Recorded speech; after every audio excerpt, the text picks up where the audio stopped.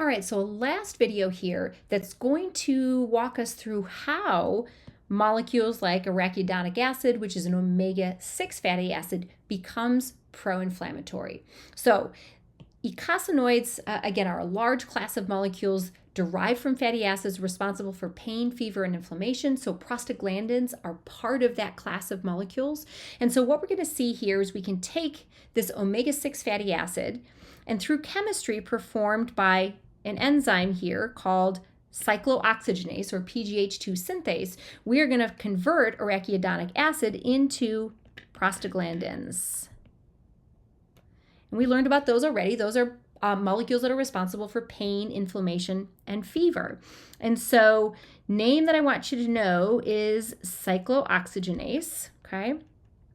So COX is going to convert, again, this omega-6 fatty acid into molecules that are directly responsible for pain, inflammation, and fever. So one of the things that I want to highlight here is this definition of something called an isoform. Okay, and I want to define an isoform. We're going to see isoforms a lot throughout this course.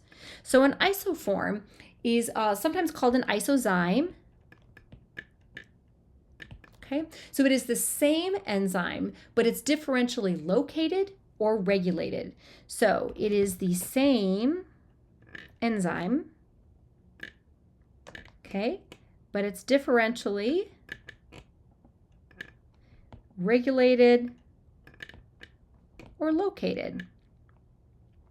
Okay, and so from time to time, we're going to talk about enzymes that are maybe present in the cardiac muscle and then skeletal muscle. And so they're located in different regions. So they might also have different regulations. So we're going to use this isozyme or isoform term a lot.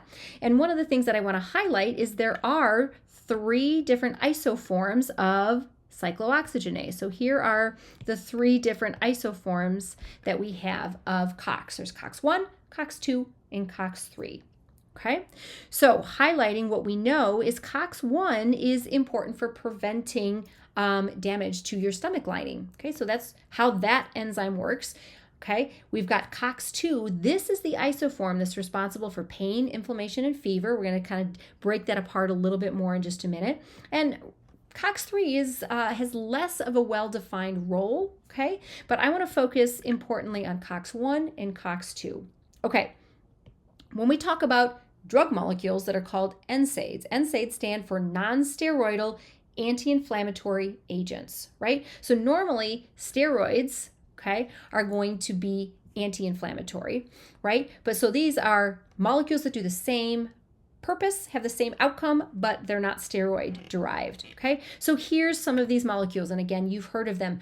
One of the things I hope you take from this class is looking at both sort of the generic name as well as the formulary or drug name for different molecules. We've got aspirin, right? Acetylsalicylic acid. We had a case study on that, right? We've got ibuprofen. That's the generic name. Motrin, Advil, right? All names, trade names for that same drug molecule. We've got naproxen. Aleve is sort of the trade name for that. These are non-selective COX inhibitors. They inhibit both COX-1 and COX-2.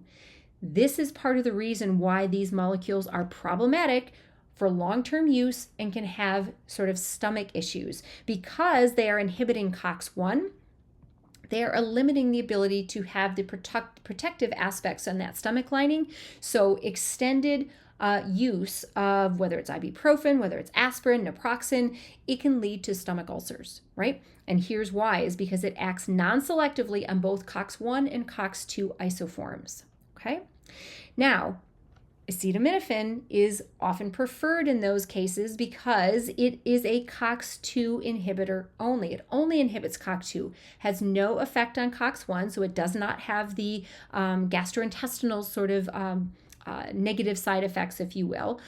Another thing that we know is different about acetaminophen, again, acetaminophen, Tylenol is sort of the trade name for that, is there are even different locations where you find COX-2. And acetaminophen only operates on COX-2 within the central nervous system. So that only operates on, let's see if we can highlight in color here so we can sort of see this. When we have the COX-2 inhibitor that's only within the central nervous system, that is going to be responsible for pain and fever. Athletes know this, right? If you have a sports injury and you've got swelling, you've got inflammation that you're trying to treat, you will not take Tylenol for that. You have to take one of these other, aspirin, ibuprofen, naproxen. Those are going to be the only ones that operate specifically. And let's put some color in here. If we're going to say that it is a non-selective COX inhibitor, COX-1 and COX-2, that's why it can do pain, fever, and inflammation, right? We can put this here. The only one that is going to help with inflammation is going to be aspirin, ibuprofen, naproxen. Those are going to be the only ones that have that. I want to highlight here, and then I'm going to pause this video and go over to my computer to show you a couple of other things. These are drugs that were sort of heralded as amazing molecules because they were selective COX-2 inhibitors, meaning that they didn't affect COX-1, so there was no risk of peptic ulcers, but they also had the anti-inflammatory properties that acetaminophen was lacking. So it was sort of, these drugs were, seen as sort of the darlings of the new pharmaceutical space for treating pain, inflammation, and fever, and that they could treat inflammation, but because they were selective and did not interfere with COX-1 activity, you didn't have the complications from sort of the peptic ulcer piece. So I'm going to talk about Vioxx and Celebrex, but I'm going to kind of jump over to my computer here to highlight what we know about those and why some of those drugs are now no longer on the market.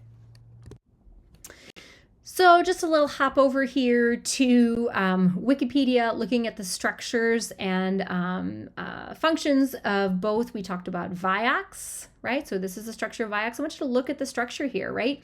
We've got these aromatic rings. We've got this heterocyclic 5-membered ring here. So that is Vioxx, and then we've got Celebrex here. Look at how similar this is here, right? We've got this heterocyclic 5-membered ring.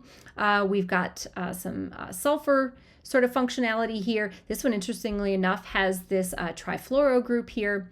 But I want to talk about sort of why these have been problematic, right? So why they were beneficial is they were thought to have this COX-2 selective NSAID activity. So they operated selectively on COX-2, and importantly, it wasn't just the central nervous system COX-2 inhibitor. So unlike, Tylenol, acetaminophen, that only operated on COX-2 that was in the central nervous system, so only affected pain and fever, they had sort of this perfect sort of system here that it operated selectively on COX-2, but systemically. So it operated sort of in an anti-inflammatory way too. But here's part of the problem with both of these drugs is you can see it was marketed in the late 90s. In the early 2000s, they sort of withdrew this drug because of increased risk of heart attack and stroke with long-term use. And if we go sort of over to Celebrex here, we can sort of see the same thing. Common side effects include abdominal pain and diarrhea. Serious side effects may include heart attack, stroke, GI perforation, gastrointestinal bleeding, and so forth. So just highlighting, I wanted to take a minute and look at the structure of these drugs, sort of see how they're similar. Talking about a lot of drug design works to have sort of maybe the central core of a molecule be the same, but how you decorate it at the periphery can sort of make some differences in terms of its potency, its bioavailability, its length that it kind of can persist in your body before it's cleared. So lots of modifications sort of happen on the periphery of drugs, but both of these drugs have had some serious backlash in terms of risks for heart attack, stroke, and other cardiovascular risks.